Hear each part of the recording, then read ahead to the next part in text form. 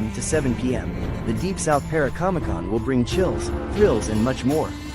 Special appearances by the paranormal rocker Keith Age, Blaine Rohan psychic medium, Dr. Lee Tree Anna Brown, Professor Matthew Brown, Lilia Bogoeva, Michael and Destiny Fox from Fox Paranormal, creator of American Demon comic Austin Light, producer Gwen Johns, Ben Bracken with Dothan Ghostbusters, Ken Gerhard from Monster Quest and Ancient Aliens, WCW Wrestling NWO Wrestling American Giant Buck Bresner, CCW Wrestling The Masked Assassin Russ Conway, James Stokes from Stranger Things, Voorhees Night of the Beast and many more, Ethereal Voice Paranormal Richard and Colleen Johnson, Jessica Lentz cosplay artist.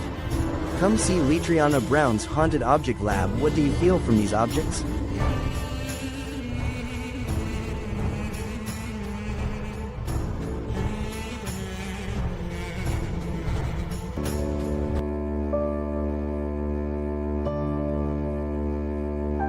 Discharges, you guys, right? I'll hold it back. I'll shoot at it, hold it back, don't scare it. But if this thing charges, I can defend myself. You got it.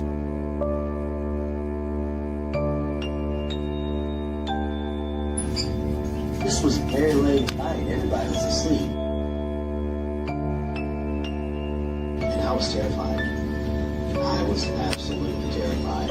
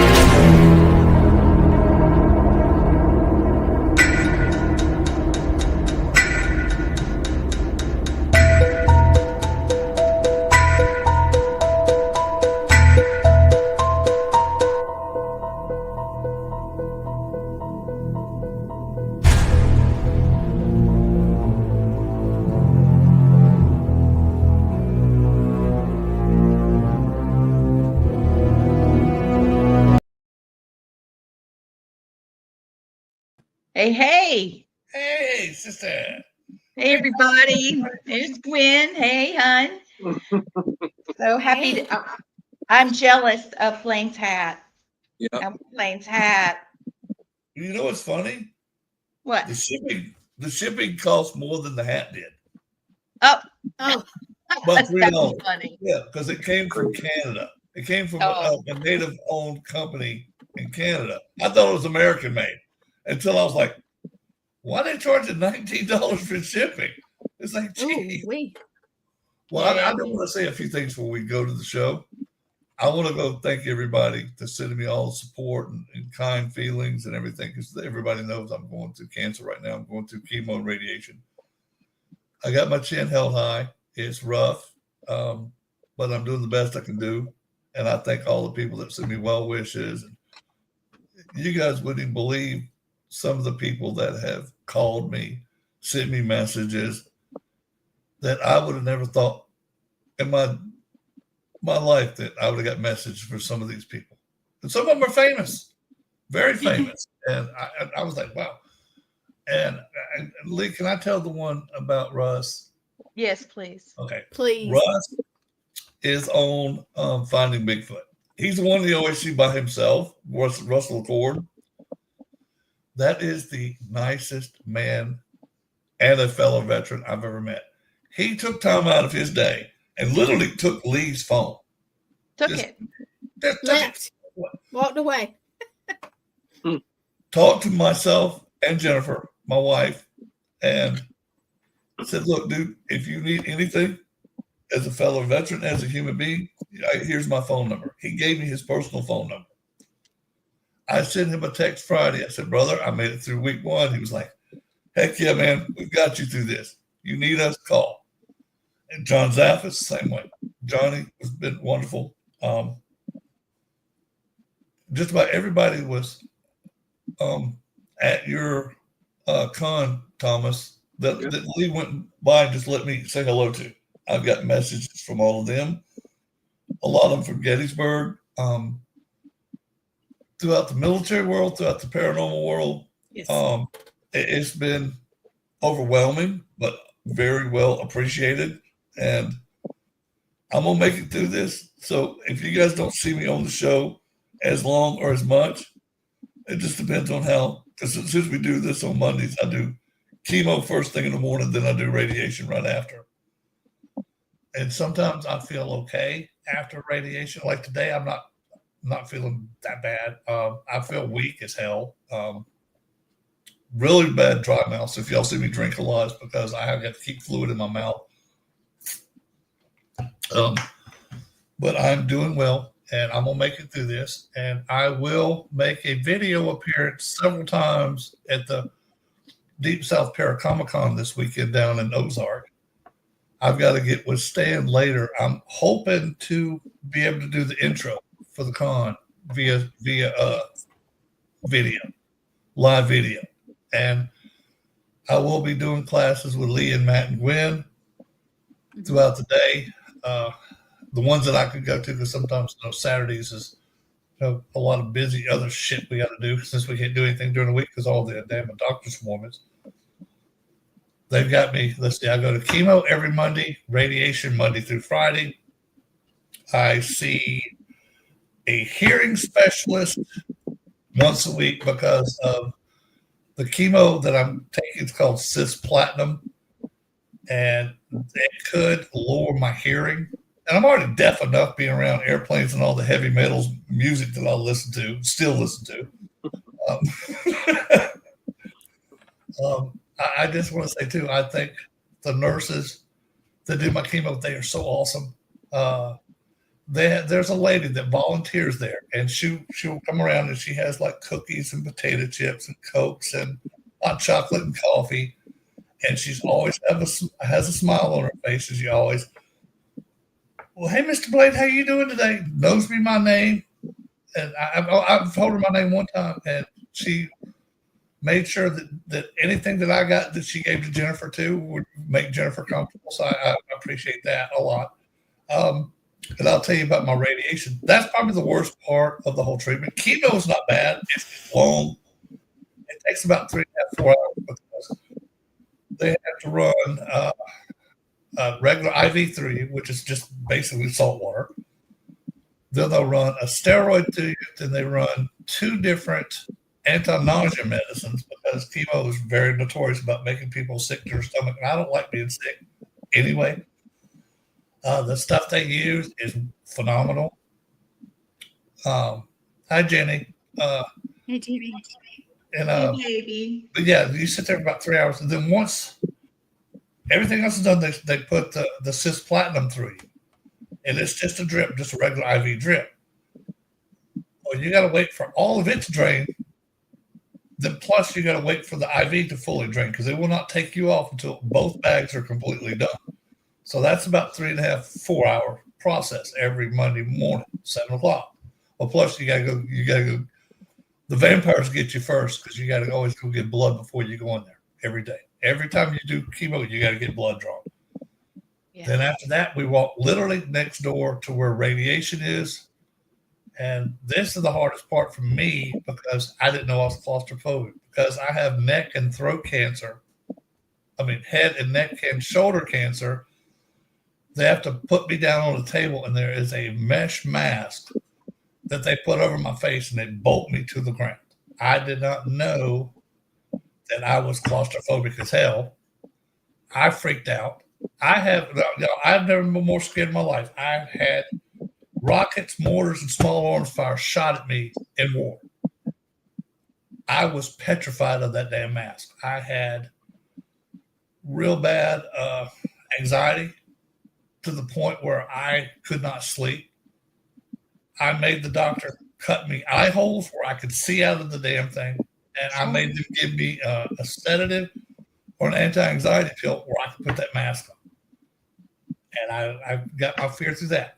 I did it because I have to get this treatment. But one cool thing about radiology is I have a DJ. The 3 ladies that do my radiation every day, they ask me, all right, Mr. Blaine, what music you want to hear? Like one day I told them Elvis, one day I told them Def Leppard, one day I told them Kiss, one day I told them Metallica, whatever. Fleetwood Mac. Fleetwood Mac, gotta have me Fleetwood Mac. That was my first day I had Fleetwood Mac. That helped a lot because I love Fleetwood Mac. But they have been wonderful, accommodating because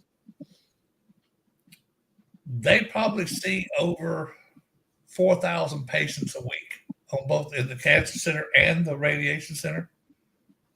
Luckily, they're right next door to each other, so I leave one, go right to the next. But I want everybody to know what I'm going through, and thank you for the well wishes and the healings and the prayers, and that means a lot to me because this is a fight that I could not do it on my own, and so I thank each and every one of you for doing this fight with me. So let's go to have some fun and talk about the show now. Yep. Thank you for telling us what you're going through. Yeah, we love you, brother. Your bravery. We love you. And even in this, you inspire people. Even in this, you've done readings for people, you've changed lives, and you're still changing lives. And I'm just so happy to call you my brother. Even though you're my cousin, you're my brother. There ain't no cousin bullshit. We brother and sister. That's brother and sister. Yeah. Can I show you guys something real quick? Can I show you something Lee and I did the other day? These are our first ones. So can you see? It's an all access network. Well, shoot. Oh, look at those. They're a little big. I like big though. I like big. I don't like to be bald. Well, I had no choice but to have them big. That looks good. Oh, and I will tell you this, y'all will see me. Hey, I never got one of your t-shirts, Thomas. Every story, every voice, all access. It's beautiful, baby. Yeah, so of course we're gonna tweak them. When I do the show, I'll probably be wearing like either white beaters or these because of the radiation. I have to keep lotion on myself to keep myself. Hey, Riz. Moisturized, because if not, it'll dry up. So don't do that. Having my bare arms with his tattoos hanging out. I thought you just we were at a gun. He's showing the guns. Wait, I got guns. Hey, Stacia. Oh. Hey, Stacia, I love you. Look there.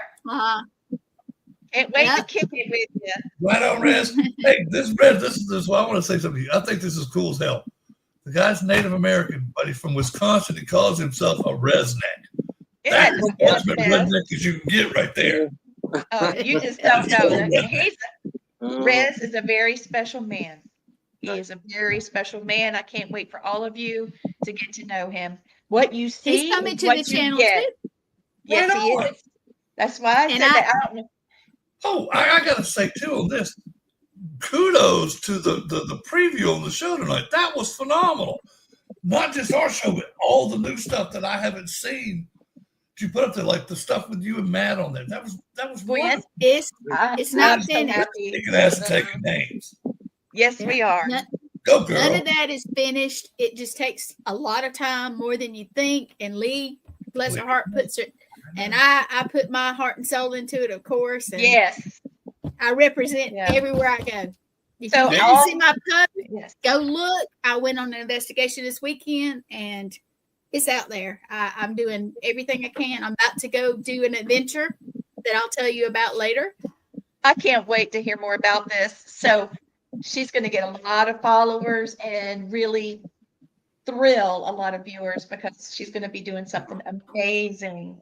Nice. Yep. So, I Riz. He said, "Love all you guys." Did I do the win? Yes, Oh. you did. We double clicked. I'm honored to be a part of the network and part of y'all's tribe. That's right. You are part of the tribe. Sir. Yep. This is a great loving tribe. We love everybody. Hey, Most Win, do you want to send him the link and let him come on? Does he feel like yeah, that? please do. Is that okay, guys? Look, Riz, you want to You don't mind, do you? put it up. He's got years of podcast experience and he's badass. He just is. And I want him to be Tom and Blaine. So Yeah. I gotta learn to share. Just one Yeah, second. Riz, do you One want to come second. on? I got another announcement. So Yes, Do please. it. Yes. the time I see you guys again, next Hey, weekend, Sean. the 9th and the 10th, Oh, yeah. is the Sorry. Connecticut Witch Festival. Yes, in yes. Connecticut. So if you're in the New England area, New York, New Jersey, nearby, whatever, or you could fly in if you want for the weekend. Sure. It'll be on historic Pratt I Street, wish. and we're acknowledging the people that were accused of witchcraft 45 years before Salem. They were finally exonerated. It's our second annual one. So we get a little pushback, but it's nice because we want people to come and learn about all that and then have fun and watch the hex dancers. Those guys are so awesome. I know. Yes, they are. With the brooms and Cool. the dance, it's awesome. It's a not miss one. You gotta come and see it. Thomas, was it for the same reasons that Salem happened?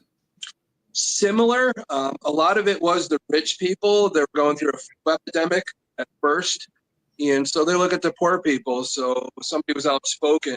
They say, "Hey, they're a witch. That must be why the flu." So that's kind of how it started. Usually, Yeah, we all know the first one, well, the one in Salem was all about they wanted land. yeah. The easiest way to get accused somebody of being a witch so they could take their property Yeah, legally. I think it was the kids, and then I think some smarter people decided to take advantage. So and that's just the craziness. Cool, dude. I want some briefings on that, man. Yeah, because I love that kind of history. Because it's fascinating to me. It's like, okay, yeah, Dr. Richard Ross wrote a whole. Yeah, Dr. Richard Ross, who's going to be one of the speakers. Right on. He wrote a whole book about the trials in Connecticut. So that's on Amazon. You can get all that. So, That makes sense. be cool. Hey, Thomas, do you have So, do you have an external mic, Thomas? do I have a what? An External mic, or is it Why you can't hear me? because you're blipping? It's blipping a little bit. I didn't know. Not on my end. It's only on yours. Mine is coming. Okay, it's me Yeah. then. Yeah. Mine's just fine. overtold I'm me. hearing fine. Okay, good. It's just me. It's just Oh, me. Lord Jesus. It's just your rear ass. Yeah. So It's me. yeah, a lot of our Wait. Wardruna friends will be at the Witch Festival. So of course Stacia will be there Yes. speaking. May will be Dr. Richard Ross, Catherine Nadal. So we got a lot of cool speakers. Gonna be one woman that's gonna teach you how to make a witch's broom. So that's gonna be kind of fun too. So there's a lot of fun stuff. So, Yeah. a lot of learning and all that. So it's gonna be a good weekend. Yeah. What happened to Gwen? She leave on us? No, I don't We're know. out? she just went into Twilight Zone. Yeah. She's in the ether somewhere. Well, I was downloading some pictures for you about the witch festival, and Yeah. I can't. I don't know where they went. Yeah. There Oh. she is. Hey, You know, the ether spit her out. Luna. Got Riri. Riri. Goldie. Hello, Riri. Gorgeous, you sweet boy. And Yeah. you see who's here? Where'd you get him? Luna. Yeah, she hears Hi, Luna. Tom and Blaine. Say Yeah. hi. Hey, She's so Luna. sleepy. It's Luna, drizzly Luna. rain. You got to It's get all the access ring. T-shirt for Luna. Yeah, Yeah. she's part of Wardruna too, right? Oh, don't forget Mhm. Ginger. Ginger's a Yes. sweet Yeah, baby Ginger girl. needs one too. She's in Yep. the bathtub with Matt. She thinks she's every time he gets in the tub, she's got to get in. I don't know what's going on. Nice. Dogs aren't supposed to like baths, but she doesn't know it, so she does whatever. She doesn't think she's a dog anyway, so No, she thinks she's a kid. Yep. Crazy. Well, so we have been talking about the Sutcliffe Ripper, right? Mhm. He's our topic for tonight. Let me just throw this out here. I'll start by, what do you call it? I'll break the, when you're pool, play Nice. pool. Yeah, I'll start with that. Here it is. Yeah. Great. So Peter William Sutcliffe with an E, the Yorkshire Whipper, the Whip the up. Yorkshire Ripper. He was born. Boston. The Whipper. Ripper. June the 2nd, 1946. So, this one's got a little bit of age on it, but man, he was vicious. Okay. He's from West Yorkshire, England. And he died during COVID-19. Okay. He died of COVID. Oh. Yep. And so he was convicted May of 1981. He was sentenced to life in prison with 20 current life sentences. And I think that's pretty interesting because usually when somebody has killed a string of people, they only do so many, that they are tried for, and then they just say, shh, because they're never going to get out of prison with what they've done. They don't go into the full amount. So, and I think that's wrong to the families of the people, his victims, it really hurts. That's the weird thing about Great Britain. Their court system is just so much different what they call things. There he is. Right. What's up, everybody? What's up, This, man? Hey. this is Bobby. This is Bobby Rez. Rez is in the hole. Yeah, the Red Road Paranormal Podcast will be coming to All Access Network. Nice. Yep, that it is. It's official. I can't wait to see that. That's amazing. And we've got several members of our tribe that would like to participate. We have one that's specifically interested. So yeah. So They're all that's welcome. that's a win. That's a win. Nice. Yeah. So yeah, this guy was an asshole. Yeah. He was a whole ass. Yep. The whole ass. Let me go back Nice. because we're talking about the court system in Great Britain. Yeah. Then you could get paroled. So what they do there, keep you from getting paroled, they call it a whole life order. So if you're hit with that, that means you can get parole at all. So it's different over there. It's almost to the point where if you plead insanity, like we say plead insanity, over there they don't call it that. They call it diminished responsibility. So those terms, that's just what we refer to it as. So, death row is basically you're not getting out. Pretty much what I see. Okay. So, yep. Just on the legal side of it, but yeah, this guy's childhood, unbelievable. He came into the world messed up. His father and mother. His father was an alcoholic. Beat his mother like ruthlessly to the point where he beat her so bad that he was born premature. And from that point, the old father gets mad, drunk, whips his kids with the belt. But one of his brothers did say when Sutcliffe was about 4 or 5 years old, it was on Christmas time, there was an argument going on, and the father hit him over the head with a beer bottle and broke it over his head. Jesus. So this is his young kid. It's like, what can you do at 4 and 5 to deserve that? Again, we talk about head injuries and the effect of your growth, Mhm. that low area and their development. That was the one thing that kind of concerned me. And then from there, at a very young age, he was into voyeuristic things. I think he was less than 15 years old, going around and following prostitutes around, which would become his MO later on. So He would follow the prostitutes around and watch the prostitutes have sex with their Johns. And So he was a Jeepers Creeper? yeah, pretty much. Jeepers Creeper. Yeah. That's scary. Yeah, but that's his development as a kid. You can really look at those types of things, and all those kind of lean in to how he became. And one of his first jobs is he was a grave digger. I don't know if you guys knew that. He started out as a grave digger. No, I didn't know that. He loved it. I mean, the people that I bet he did. all the people thought he was weird. You know, he liked to get overtime to dig graves. They wanted to put him on the road after with that service, and he didn't want to, so he left. And he became like a truck driver, or they call it, heavy goods truck or something. And He'll be a lorry driver. yeah, and he got fired from that. He was stealing tires, but later on, he stayed in the truck driver. And as you know, there's a lot of serial killers that are truck drivers that we've talked about. Yeah, because it's convenient. Yeah, exactly. You're here, you're there, you could do what you want. So yeah, but that's pretty much to that. So that's his childhood. He and his mother were beaten terribly. Yeah. Oh Lord. Yeah, that's the weird part of it. But his whole life sets up to him becoming a serial killer. His voyeuristic looking at prostitutes, beating up, that frontal injury of getting beaten all the time. Yeah, now you're chopping up. Yeah, now you're chopping up. It's weird. Now you sound choppy. Yeah. Oh, do I? Yeah. Am I losing signal? Yeah. It's weird. You're in and out.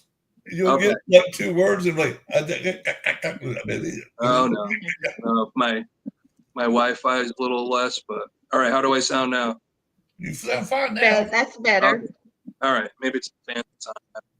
But probably the biggest thing is later on they said that he was a paranoid schizophrenic, which I don't think he was.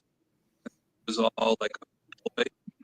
But really what that might have stemmed from is he got married after I think he was fired from one job. He goes and so meets this Sonia Zerba, and they get married. But she was diagnosed as paranoid schizophrenic. She had a lot of miscarriages. She was trying to become a teacher, which she ultimately did, even though she was paranoid schizophrenic, I guess on the medication. But she was to the point where, they went through a lot. They stayed together. She cheated on him, but they stayed together and stayed in the house up to the point he was arrested. But I think the crazy part of it is when she was interviewed, when they were interviewing her about Sutcliffe, some lady was writing a book. She said that she was the most irritating, strangest, and coldest person she's ever met. And this was Sutcliffe's wife. So if you're going to be called paranoid schizophrenic and you see your wife going through it and those traits, what better thing to learn off of to pretend, to try and get the diminished responsibility so you don't have to go to prison for life, which he tried. So you really look at these things that happen in his life, and he had the brain to do it. And that's why I say he probably wasn't paranoid schizophrenic. I think he was more of a malignant narcissist. I don't know if you guys ever heard of that. Yes, I have. Everybody hears of narcissism, but there's different levels of it. But malignant narcissist is more as antisocial behaviors. They have paranoid traits.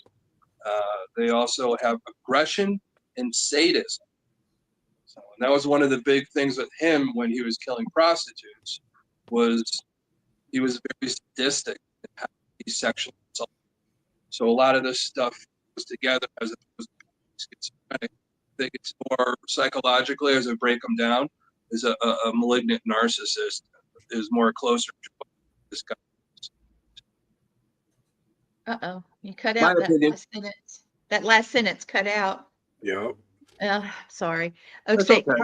I'm gonna put up the second slide. I think you're hold on, I got a question. Doesn't want the man to talk. I think his spirit's coming after you, Thomas. Yeah, the spirits are all after me. Well, this one's trying to be an asshole because you're talking. Yeah. About him Yeah, and talking about Peter. So you're he doesn't talking want to talk about him. his little misfortunes. Yeah. Riz, what were you going to say? Hey, Riz has a question.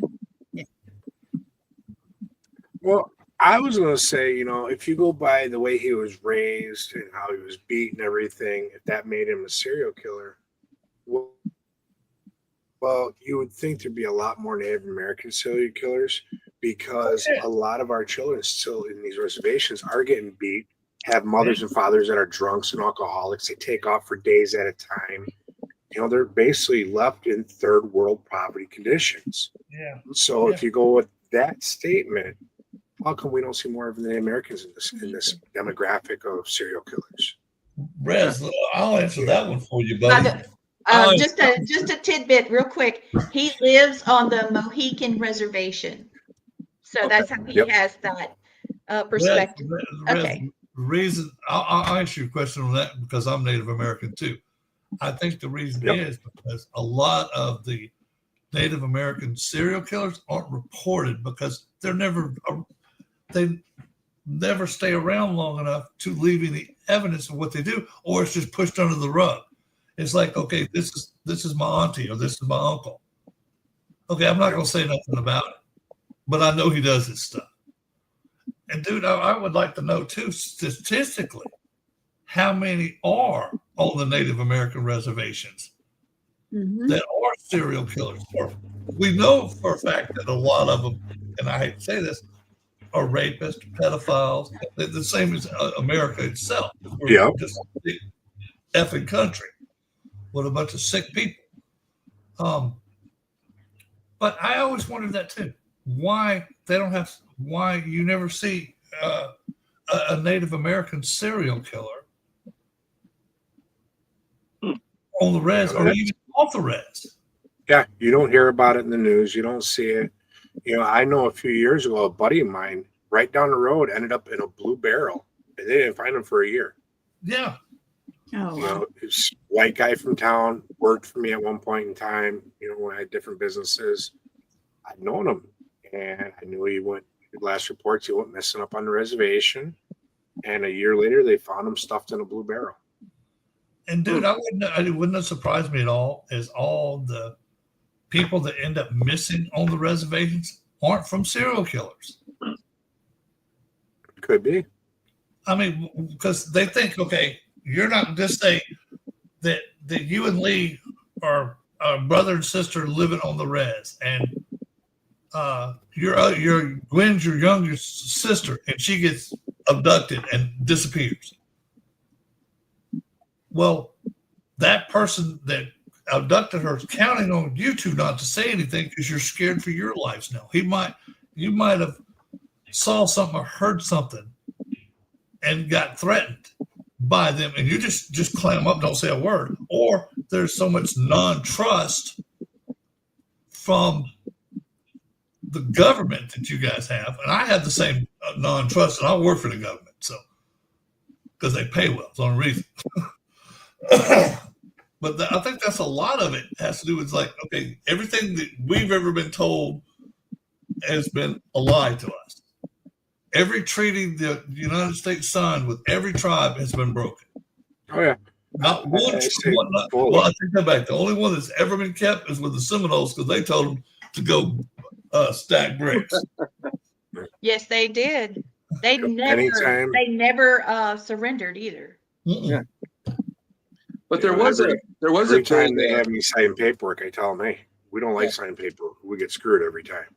Dude, it's like now if you don't know exactly what you're signing, hell, to me it's just a piece of paper. It's worth what the piece of paper is worth. If it costs a nickel to print that piece of paper, that's what it's worth, a nickel. Yeah. Yep. I just did a little research while you guys were talking about it, and this is what it said. This is the takeaway from this huge thing that popped up. It says that there's no evidence that Native Americans are more likely to be serial killers. Duh. But the idea is that Native communities are underserved, over-policed in some ways, and under-policed in others, especially when it comes to missing and murdered Indigenous women. There's a lot of trafficking and all that. Yeah. That it's involved. I There want you to target more of that information about missing and murdered Indigenous people. Yeah. We Our need to do a whole show just on this. oh Yeah. I well, agree. we've got a new show What is coming out. over? We have a new show coming out. It's called Oh. Native Matters, and that's going to be just about this. Yeah. And Oh, good. I was hoping it'd Um, be our show. I didn't know it was a whole other show doing it. Sorry. no, well, you can always pop over. Good Lord, of course. You can always go over there. But we've got the Commission of Minority Affairs coming on. Yeah. Oh. And Department of Agriculture for South Carolina. It's all South Carolina related because that's where I live. And that was the connection I had. But Well, I'm a tribe member in South Carolina, so yeah. that's it. That's it. All right. There was a big case, you know, the Native Americans, I don't think it was Native Americans who were being killed because they all of a sudden had money because of oil. Was the movie that was out, The Killer of the Flower Moon? Killers of the Flower Moon, where the Yep, Native Americans remember up the in movie. Oklahoma were being killed to get their land for the oil, to take their money from them. So that was a whole movie with DiCaprio and all that. It got a whole bunch of awards. But that's all. the same Native story American. has been told since 1491. Yeah, no That's doubt. all for our land. That's all it always is. The land, resources. It's terrible. I'm surprised that South Carolina is actually giving land to Indigenous people right now through the Commission on Minority Affairs. It's a new thing that just came through, and it just blew my mind. You can actually borrow equipment from the government or lease it if you need to instead of having to buy it. There's a whole lot that's going on that's improved in South Carolina towards Indigenous people. That's So good. That's good. I'm Step in the right extremely direction. I'm extremely thrilled with what I've seen. Let me throw this up here real quick. So here's the criminal profile. I think that Tom's already covered most of this, but Sutcliffe murdered 13 women and attempted to murder 7 more. And this is between 75 and 80. So only 5 years. This man was moving. Many of his victims were sex workers, though not all of them. Prostitutes. Yeah, his killings were marked by extreme violence, using weapons like hammers and screwdrivers, often attacking women from behind. Coward. Oh yeah, coward. I actually was able to download a profile of his off the internet, and most of it Tom's already said, but there's a couple of little things in there that's pretty graphic. So I'll have to throw up a sign that says it's graphic, but I really think it's interesting. Here we go. I got you. I'm sorry, but if you're not adult enough, this is an adult show. If you get your little feelings hurt, turn the channel now. Don't hold back, Elaine. Just don't hold back. Don't hold back on our count. I can go on my TV right now and watch 15 people get murdered on a TV show on regular TV. But I have to give a disclaimer because somebody might get their feelings butthurt. Screw you. But grow up. Jeez. Tell it, Blaine. There, Blaine. Don't you just Blaine. love it? I'm sorry. High five, buddy. Boom. High five. I'm sorry. I can't stand this sissy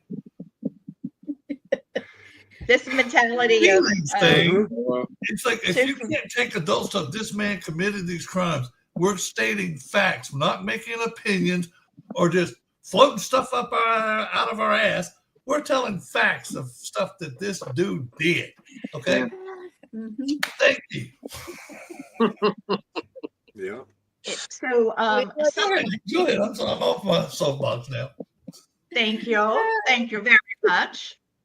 So Sutcliffe was a quiet, socially awkward kid that did not do well in schools. People bullied him, and the words that were used in this profile was emotionally stunted, meaning that he was traumatized at some point in his life and he didn't really mature past it.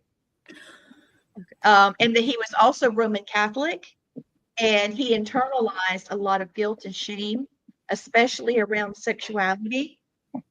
And he showed a lot of attempts to cleanse sex workers, projecting his torment and turmoil on the victim.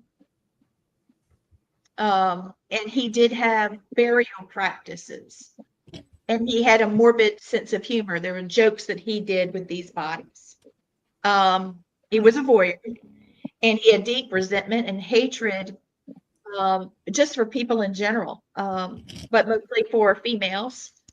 And he had a sexual repression. He had a problem with creating healthy relationships with women. This kind of reminded me of the co-ed killer. Yeah. This part, Yeah. because he had internal fantasies that were violent, and his dad was overly mannish. He had no love. Truly, he was no doubt a psychopath. Okay, they both, the mother and father, had a religious provocation of punishing them even with guilt. And because he didn't feel the same sexual desire as a normal man and woman should, he became violent with it. And he had early exposure to death as a grave digger. And they even mentioned that in the profile, saying that might be one of the reasons why he wanted to do this, because he fiddled with them. You know it. Yeah. Yeah. Okay. Why would he have time if he wasn't going there and playing fiddle the diddle over there on the dead corpses? Yeah. I mean, they're dead. I get it, but damn. Well, I don't want to say, but I don't think this happened to him. But a lot of it went on with Catholic priests for a while. But he was an altar boy. Yeah. Up, so. And most of the mutilation of the bodies were the genitals and abdomen of women. So I think that's probably why they called him the Ripper, because he was a lot like Jack the Ripper on that. And he did have hallucinations and delusional thinking that they were saying something to him, or he had a relationship with them. Yeah. Yeah, a lot of his MO was that he said, God told me to do it. So it's like he's a serial killer, mission serial killer. So where they think God's telling them to do something, and they have to take out, let's say, the prostitutes or all the Indian people or anything like that. That's what their mindset they pinpoint in on. And this really, his MO changed, because I think when they started to get a little heat on him, he felt, well, if I go prostitutes, police don't really care about him, so they're less likely to come after me. So he did have a frame of mind that he knew what he was doing. So I really don't think a lot of the stuff he said to the psychologists, his lawyers, and all that, I think was self-preservation more than what he actually was. And that is exactly the case, because the police during this time really didn't care about the sex workers. So if they'd let him go, he was able to get by with it for a longer period of time. Yeah. And a lot of the people that got away, he had the Yorkshire accent, just like us, we know Gwen's from the South with her Southern accent, and all those nice things. I love Gwen's accent. Everybody does. Accent. But you can tell where each section of the country most people are, but Yorkshire accent. But then as he's halfway through killing people, and people say, well, he had a Yorkshire accent. But then this guy calls in who they nicknamed Wareside Jack. And he was sending letters and calling on the phone, and he had a different accent, which basically took the heat off of Sutcliffe for a while for him to be able to kill more people. That was actually brilliant, actually. Yeah. See, that's like myself, dude. I have a Southern accent, but me being military as long as I was, I pick up on other accents, and I can articulate my words, and it's not hard to change. I mean, I can do a Boston accent if I had to, or I can do a what? I was going to say, you had John Zappas doing the Southern accent. I could not believe it. I couldn't believe it. Southern gentleman. Perfect. He was doing it in front of Thomas. We were at the pizza place. Thomas, that started off as a ruse on a show we did. I said, John, how funny would it be if you acted like a Southern gentleman through the whole show? We won't tell nobody who you are till the end of the show. Yeah. And we did a 2-hour show. Nobody knew it was John Zappas. Yeah. And then at the very end, he goes, well, what did he say? Well, I'll be. Hey, Hey guys, this is John Zaffis.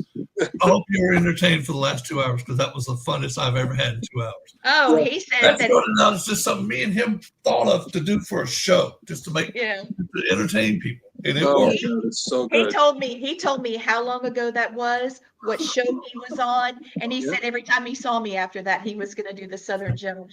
Yeah. You guys see it, Rez. We'll be at a con together at some point. Oh, yeah. I'm going to get him to do Yeah. it. Yeah, once I get past all this cancer stuff, it's on, baby. It's on. Yeah. Well, I'm Now, like I've gotta- Donkey Kong. Yes. And I'm going to Forward tell to you, it. he does his Coors Light, and that's about it. Yep. That's Good about job. it. Not funny. John Zappis is a good man, and he Oh, loves yeah. his wife, and he's a good father, and he deserves all the respect we give him. Now, Yeah. I'm finished. Now I'm finished. No, John earned every bit of respect he's given. Nothing was given to John. It was earned. Yep. John didn't get nothing. John earned his stuff. He was sitting there Yes, and he he told did. me that he never once thought about really going into the paranormal field till he hit 15. And he showed up for dinner. He was invited by his Auntie Lorraine. And he walked in and there were certain people at the dining room table. And he looked around and sat down, and it was one of the most intelligent conversations. And the people were just mesmerizing. And he said, "This is it." Yeah. 15 years old. Yeah. And so, It's amazing. Amazing career he has had, and it's still going. And yes. I am so honored to call him one of my very good friends. And, Me too. yeah, I love the guy, and we all get along so well. Yes. But it's my friend Everyone. Raven. Listen, everybody pray for Raven. She's been very sick. She Yes. called me and asked for prayer today. Raven, She's in between tests healing. right now. Yeah. Yes. There she is. She's a very talented lady, and I would pay big money to see Blaine and Raven do a healing.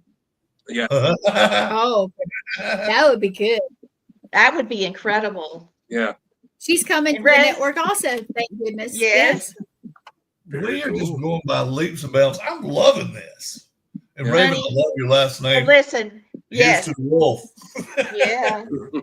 People would come by and they would look at her, and I would see love in their eyes looking back at her. That's Yeah. the impact she has without even opening her mouth. I could see That it. is called such great energy that it makes you smile. I love when people come up to me and smile. It means my energy is doing what it's supposed to do. Yeah. Well, I'll be honest. I didn't want to talk to her so much at first because so many people would come by and just would be like, "Ooh, look at her," and they'd talk to her and things. And Yeah. I was watching this interchange. Just lots of time there were no words, just "ooh" and "oh, look at that." And finally, when we started talking more, all of a sudden it was just like I knew her. You know, that click. You know. Yeah. Every one of these people that's on the poster now, that click happened, or Gwen would not have had them on the network. It wouldn't have happened. I'm like, nope. A whole lot So, of no from Thomas, that. Thank you for sitting us next to Raven. Thank you. Yeah. Yes. I put the whole wall Thank of you. Wardruna together. So all the healers, Yes. all the Yes. people I knew that just meshed like that. So Yeah. And One it of these did. days, I'll get to be a member of Trina. yeah, definitely. So Well, yeah, you- Wardruna is really made up of all of us. You know, most of it is people that Stacia's known for years, and then for me, I've known you guys for a long time. You know what you're all about and worked with a lot of you guys, and that's what's come together on the core of it. You know, it's hard to let people into this because we have to know that they're into it for the right reasons, and not for ego, not to be a TV star or anything like to help people. And that's I'm already a star. I don't need to be a TV star. no. I'm the big sexy. Come on. I'm Yeah. a flower. There you I'm a flower. I'm a blooming idiot, right? Blaine's famous for Just- Let It Go, so yeah, you gotta be famous. Let Oh, it yeah. go. Wait, Exactly. wait. I'm gonna get it. I'm gonna get Yeah. it. I'm gonna get Gotta it. put it on the shirt. Ah, dang Gotta it, put it on make the no shirt. meaning. Yeah, it's got to There it is. happen. Let it Hashtag go. There it Legs is. go Yes. Yes. We were doing the, Yes. Say that. we were doing. One of these things that ever come off the top of my head. Blaine, I literally meant that. It's like, How do you go from eating a cheeseburger one day to eating Lego Joe the next day? I know. And it stuck, Rez. It stuck. We laughed so hard. Yeah.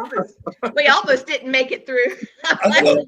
I know. The We funny thing is, I couldn't meant make it through. I didn't mean it as funny. I meant it as like dead serious. He was serious, but the way he said Because I it, just it know just that. Okay, stuck. one day you're going and you're ordering a double cheeseburger, and the next day you're cutting off pieces of Lego Joe to feed your neighbors at a barbecue.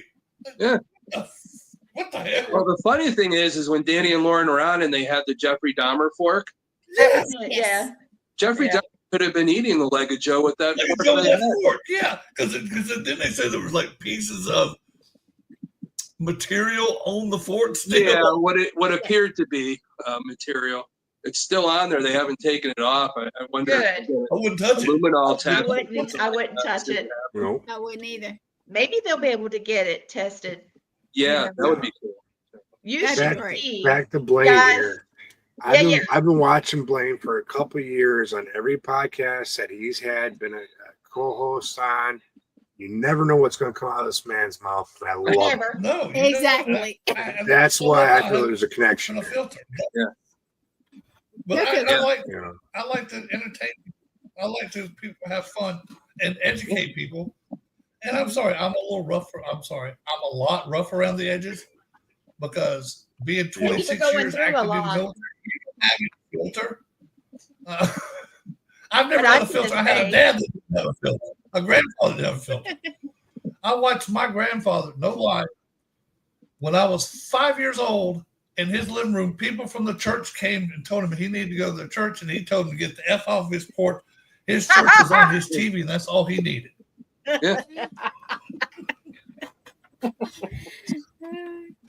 Oh, Hey, you got that one. night we So were I at come by- Deep South. Go ahead. Yeah. I'm sorry. Well, that night we were at Deep South and we contacted your dad. What kind of beer did he like? I can't remember. Pabst Blue Ribbon or Dad something. liked. That's funny. Dad liked PBR. PBR. It had to be PBR. It had to be ice damn cold. That was his. That's what he told us. I want some PBR Okay. on ice damn cold. Did he put ice in it? No, he wanted it ice cold. I was thinking I had seen. Let me something like explain they to poured Rez. the ice Put it in the Comes about freezer. Like my dad was an electrical engineer. Okay, he was smart as hell, but country as all freaking get out. Okay, dad probably had like a 170 IQ, but you talk to my dad, you think he was the dumbest redneck inbred person you ever met.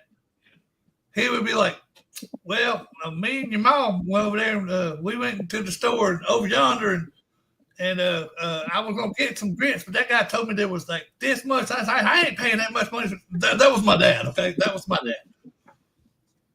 But when he got on there and started talking about the PBR, and it better be ice damn cold. Oh, Yes. we were crying, laughing. Me and Gwen were. Y'all are Yeah, it awesome. was y'all. Because we looked at each other like, yeah, it was funny. Good times. Well, okay, so this is the poster for our shirt. Okay, this is the graphics for Serial Killer shirts. Nice. All right. Ooh. So we're gonna have those, and then Leg of Joe on the back. Hashtag Nice. Make a joke. yes. So how do I get Yes. one? And, Those are gonna Or sell XL. out. you ask for one. Yeah. I'm asking. All right, asking, he's asking. Please. So now presented him with a shirt he did. Yeah. while we're talking about the Leg of Joe, Yeah. this is an actual town in South Carolina. Boom. Ketchup town. Nice. So you Is might it- see some ketchup. I want to go there. Hey, is it right next to Intercourse, Pennsylvania? Nice. Yeah. That is Oh, a real Lord. thing. Can I tell y'all the Intercourse, Pennsylvania story real quick? Oh, boy. geez. Oh I'm boy. gonna move there. Please. No, Put the no, flag this up, is- Gwen. no, this is gonna have you crying. And this is a Oh, true wait story. a minute. The flag up, Wait. Gwen. There you go. There we got it. You're That good. ain't it. That ain't it. That says Sean Oh Ellis. shoot, that ain't it. Hold on. I Dang meant it. really that time. There it is. Okay, so sorry. Yes. Okay, this is a true story. This gentleman was in the hospital in Intercourse, Pennsylvania. And there was a security guard down at the bottom, just sitting around doing his thing. And all of a sudden he sees these dirty sheets come flying out the window. Well, the guy in the hospital room had diarrhea real bad, and he crapped all over the sheets. He literally threw them out the window. This gets better. This is a true story. I'm not making this shit up. That's what makes it so funny. It's true. There was a bum down at the bottom under the window. The sheets land on him. He's fighting this thing. And the security guard's trying not to laugh this whole time. He goes, dude, what the hell happened? He goes, I just beat the shit out of a ghost.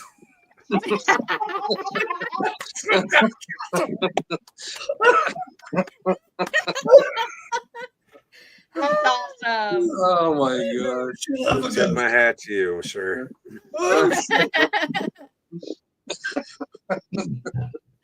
Oh, that's so But yeah, I researched that one, and I could not stop laughing when I read that. I was like, and I got it from Stupid Crook News.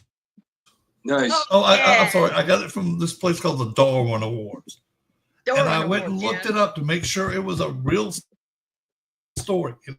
There we It go. was a real story.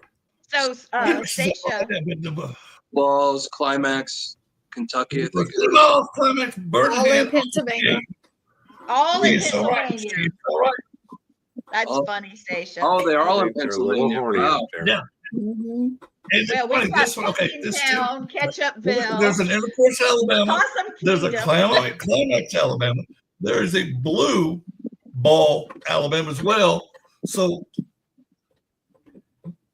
Alabama and Pennsylvania have some companies. They got some cool names for cities. It's a cool place I'm to gonna have hang to out. come down there and visit y'all in Bama. Oh, Yeah. dude. Never been to that you part of gotta the come country. down. Oh, dude, it's fun down And here. I will just say that my moonshine predisposition to moonshine came from him, Yeah. Mr. Well- Mr. Blaine. The brother, underground heathen himself, makes our own moonshine. Yep. So Yeah. And I'll times give a you, year, hey, I'll give you straight some from the scientific hills. muscle tips that'll help you make it better. Y'all, I don't know what I'll give you some slide trade I'm on. secrets. I'm gonna try 3. I don't know what slide I'm on. Is All that right, it? let's try this one. Okay. Oh, the capture. Okay, yeah, Oh, they yeah. caught him. The police questioned him. There was inconsistencies and injuries led investigators to connect him with the Ripper murders. He was arrested in 1981, and he was driving with false plates on his car. Eventually, he confessed. He said he was on a divine mission to kill sex workers, hearing the voice of God to tell him to do so. He was diagnosed with paranoid schizophrenia, but the court rejected his diminished responsibility plea and found him sane and guilty. Boom. So he was on a mission from God. Pardon me. Yeah, he was. Blues That was Brothers. his mission. Like, Jake and Elwood. we're on a mission from God. Hey, He's watching Candy. too many Blues Brothers. Candy. at the time. I know. That's what I saw Dan Aykroyd going, we're on a mission from God.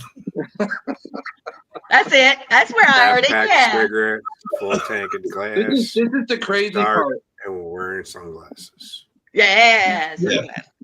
So the crazy part, when he was arrested, they didn't say when they pulled him over for false plates. While he was there, he said to him, "Oh, I really got to go pee." So they let him go pee behind some place, and he dropped all the evidence. He had a hammer with him, all the stuff he's been using, the ball-peen hammer he's been killing people with. He dumped it. So when they brought him over for more questioning, the cop that arrested him, like, dawned on him, was like, just had the inkling to go back to where they arrested him, and he found all the stuff there. So that's really what put him away. Well, good. At least his Yeah. brain functioned Yeah. at some point. Yeah. Okay. But they almost Next didn't get slide. him because they were talking about that Wearside guy, whatever, John Samuel Humble. They captured him a few years after. And what do they call it over there is perverting the course of justice. I like it. Not obstructing. He's perverting the course of Yeah, justice. I like perverting that the one course better. of justice. Oh, yes, they're British. That's right. Yeah, they call Right. all stuff over court stuff over there all weird shit. So he did spend much of his life in Broadmoor Hospital. Mm-hmm. And he was in high security psychiatric facility and then transferred back to prison in 2016. But COVID got him. And I'm moving a little faster because it is 9 o'clock. And I know that there's another show coming fairly soon. So, all right. So the investigation drew heavy criticism for its mishandling and particularly for dismissing important evidence and relying too much on the hoax tape of the Wareside Jack. And many believe misogyny and bias against sex workers among police officers contributed to the delays in capturing Sutcliffe. And because of the brutality and a long evasion of capture, Sutcliffe has become a figure of urban legend and dark fascination in true crime circles. Some paranormal investigators. Now, this came off of, out of the just the web. This wasn't a paranormal website. Okay, so this was tagged on it. Some paranormal investigators have claimed that residual energy from the murders has affected locations where the crimes took place. No, I disagree with the residual. That's active haunting. That Yeah. is not I residual. agree. That is active straight That's haunting. intelligent. Yeah, I agree. Intelligent haunting, because the reason I picked up on that, as soon as she said residual, Jana was screaming, "No, that's real. That's real." And Jana was my Native American spirit guide. Mean little She's woman, so but friendly. God, I love that woman. She's tough. And dude, she never lies. When she tells you it's fact. She said, Well, "No, victims reaching out. Victims reaching out. They want closure. damn right they do." Well, Dude.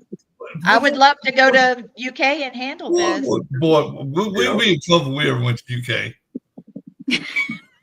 Well, oh Lord, they don't let all the hillbillies and rednecks up in here. I have to learn a Yorkshire accent. Yeah, really. Well, I'll just start like talking with a Cockney accent, like we ain't got no bloody sense. I see that. No, we just go over there with a little bit of sage and sweetgrass. Dude, Yeah. They natives, man. They cool. Sage and fuck yeah, dude. Fuck yeah, straight up. Straight up some damn some stuff. Yeah. So that's pretty much all we have for the Ripper. What do you think, Tom? You got anything else? Well, no, when he died in prison, they said COVID-19, but a lot of it was they originally brought him to the hospital because of diabetes, all that. But he had a reaction was going on, and he picked up the COVID-19 while in the hospital. Well, see, this is the thing is, if you remember during COVID, everybody died of COVID during COVID. Yeah. They did die of COVID. So that's the official. He had some other ailment that got him. Yeah. But yeah, we'll go with the COVID bullshit line. Okay. As long as he's gone. No shit. There you go. I hope Thank goodness. I don't know. His spirit could still be around. And, no, I want it to be around. trapping some of these people from being able to move I on. want his spirit to be around. You know what fun I can have with a spirit like that? Yeah. So, you but try Connecticut, to actually have play with this man every day. yeah. Come on, don't give me my fun. Yeah. I live for this shit. Yeah. I would too, Marla. I would love to go to the Yeah. ancient Marla, Ramsden. I would Yes. love to go back to England and investigate anywhere. Hey, Mike, I would love to go back to England and investigate 500 more places I never got to go to when I was stationed over there. Yeah. So the Connecticut Witch Festival is ctwitchfestival.com. ctwitchfest.com. Okay. So here are some of the speakers. Dr. Yeah. Richard Ross. There's Stacia, Samaya Elgraff, Catherine Nadal, and then Dr. Richard Ross. Yep. And we've got our very own Thomas Patrick Gormley. And Okay, I just cut off, sorry, I cut off some stuff down here, but I just had to get a little shot. Robin Ziegler, the shaman and the showman, and then F.R. Rivers. Yep. And of course, the hex dancers. Nice. I love that. I love that. Dude, please film that. And Yeah, send a video I'll of that. send you some I stuff. think that would be badass. Yes. It is badass. Yeah, all the speakers. Who the hell we doing next week? The what? Who the hell we doing next week? Yeah, who we Oh, doing? Maybe we should do the Kronberger that just got sentenced. Yeah, that's a great Who idea. burger? people out in, what was it, Idaho or whatever. Hamburger, what'd you call it? Hey, let's ask Rez. Rez, give us an option. Ooh, I don't know. I haven't kept up. Give us on an any of the option for recent next ones. week's show. You've already hit all the ones that I want to talk about. Is there one that we have talked about you want to re-talk about? Because I love talking about them. So does Thomas. So does H.H. Holmes is my favorite. Dude, we can go The back Murder to Castle. H.H. Holmes. There's some good information on H.H. Holmes. There is. Yes. He did himself. You know, and what I'd love to do is go down to Chicago where the old murder castle was Yeah. and actually Where the post office investigate is. that post office. Yeah. Dude, I've investigated the land itself, but not the post office. They wouldn't let us in the post office, but they let us do outside the post office on the grounds. Yep. And That'll but be- we had to do it, dude. We had to have like 12 police escorts there because it's a high crime area where that post office is. Oh, Lord. Just needed me. You'd have been fine. Oh, dude, I'm I've going been to race myself. down there, baby. Hey, dude. Oh, Well, here we go. we're going to do a I live. guarantee you I was toting. Yeah. And I told him one of the cops, I said, I hope you don't have a problem with a redneck over here with a firearm. Yeah. Veteran with a firearm. He goes, "You got a permit?" I said, "Hell yeah, I got a permit. It's called my military ID card." Yeah. Yeah. I'm a part of the Okay, guys. armed forces. Station. I'll talk to you after show for a couple minutes. Stacia said Luca. Hold on. Magnata. Yep. And Um, Candy said do Bingham from Horry County. True. Okay, I gotta ask, where the hell's Horry County? It's in South It is Carolina. like Myrtle near Beach Myrtle. area. That's where I went. Okay, Yeah, that's where I okay. went this weekend. Okay, Cindy, I didn't know. That's why I'd asked. I was like, "Where's the Horry County?" I mean, Horry County. Yeah. I also thinking maybe what is the guy that up the Long Island one who was dumping people on the beach? That's recent. Oh, God, what was that idiot's name? Yeah. He's a weird looking dude too. Where, dude? I can't think of it. I forget what the Well, name. we might just surprise you next week and come out with something totally different. Who knows? Yeah. So Yeah, let we'll me figure it out. Who we're talking about? We were just talking about Brian Koberger. That was just Yeah, that's the one I was. y'all. He just got He- sentenced. So yeah. Yeah, I'll he do was a PhD student in criminology. Yep. With Washington Hey, you State guys. University. I think that might be it. Yeah, what's going on, Gwen? I got to pop over and get the guests for the next show. But Okay. love you guys. Well, All righty. You know, so I can make the ad. Love you. Yeah, I want to talk to y'all before after we get on Yeah. here. All right. Lee, Well, just end the show. I Yeah, got it. we'll wrap it up. We'll wrap it up. Flip us off. Yeah, All right. wrap us up. We'll see you next week. Flip us off. Wrap us up. Birds, Well, I guess let 'em I'll fly. go ahead. I think I will go ahead and end the show, and Yeah. we'll figure out what we're doing on Hey, our chat, and then we'll This do will be it. the first time I'll let you use the word unalive us. Unalived. We do the show on the seat of our pants. Everybody send Blaine messages. Rez, thank you for joining us. Love you guys. Thanks, Rez. Mwah. And we're out of here. Yeah. All right.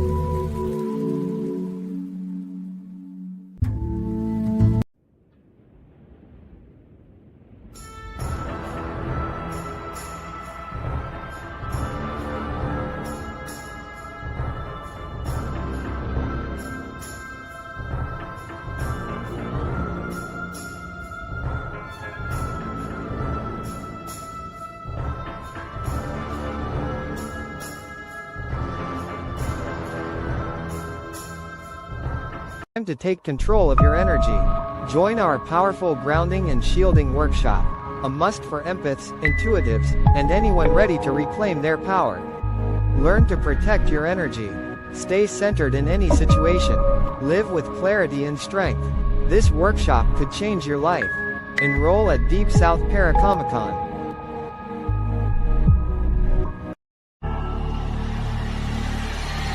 Podcast Workshop with producer Gwen Johns.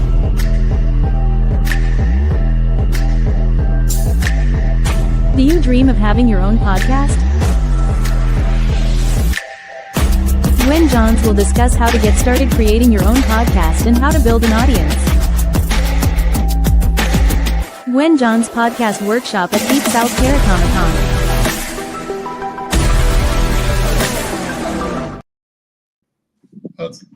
We're out.